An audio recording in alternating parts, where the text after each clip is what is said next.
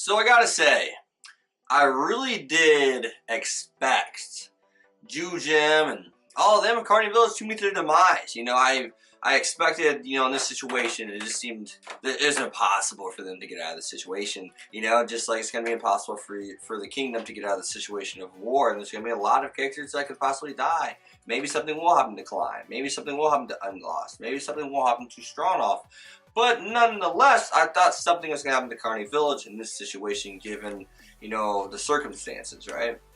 He had an army of 5,000 standing outside of Carney. None of them can fight but like 10 goblins and 5 ogres. So then we get the horn that was blown before, and it summoned, like 20 goblins or so, and they weren't anything special. They're kind of like on Jew Jim's level and stuff like that. Probably a little weaker than Jew Jim, but nonetheless, we get an army of 5,000 goblins. There's spellcasters, there's knights, there's paladins, there's redcoats or whatever they call them, which are like, I don't even know. I don't know what those are. But then we got the assassins. There's just so many different, factions within this army.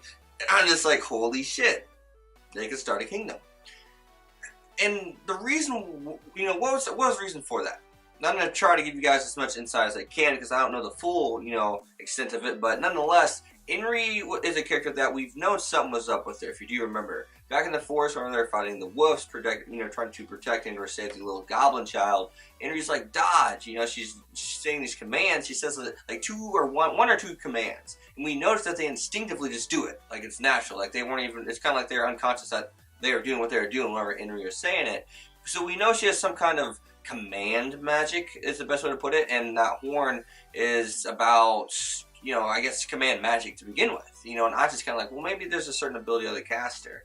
And that's kind of what it is. We've known that she's had this natural ability to lead. We've known that. But then we see her command the goblins once again back in the forest, protecting the little child against the wolf. And we see that they naturally, instinctively, unconsciously just react to what Enri says. So that's something we don't know about, but we do know is there. That's the biggest, I guess. That's the way I can send you guys that way. I can send myself that way because that's the only logical way that makes sense. But I don't know it, anything in depth. So we get to see everyone basically die. We get to see the king or the prince, run away, and now we get to see Beta being crazy again. And I'm not sure if Beta's getting her ass in trouble because last time was Carney Village, she did get in trouble because she didn't report something back to Irons immediately, and now it seems as if she's gonna kill the prince. And even the goblin strategist said, we can't negotiate with the king now if we kill the prince. We have his head, then there's no turning back. So it's kind of like, Betty may be getting yourself into some trouble here. But, yeah, that goblin army. What did you guys think of the goblin army that was just unbelievably strong? I did not see that coming. That's something that's pretty crazy to see. But we also get to see, of course, Jew Jim let Enri win the arm wrestling contest. So that's pretty freaking funny. So, now I want to ask about this. I want to start this conversation with you guys, and that is, what do you think happens to the prince? Do you think it's going to... No spoilers, first off. No spoilers. But do you guys think he's going to meet his demise here? Do you guys think he's actually going to go back to the castle? And if Beta does do it, do him in, what's going to happen to Beta? Beta, no, he's not going to kill her, but what kind of punishment could she receive? Given this was not Lord Ainz' command, but it was the strategist, and Ainz could be pissed off for her doing something stupid. We know that. Ainz is smart. He may not be at Quantum Demerge's level, but he's smart as shit.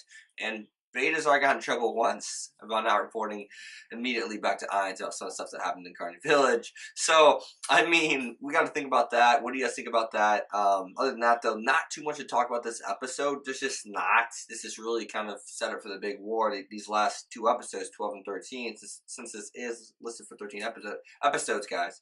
But I had a hard time spinning that out there. But yeah, what do you guys think of that? As always, guys, be sure to leave a like, a comment, subscribe, follow on Twitter, X25. And yeah. Setup episode, both Black Clover and Black Clover was a closing out episode today, and OverLord was really essentially just a setup kind of episode.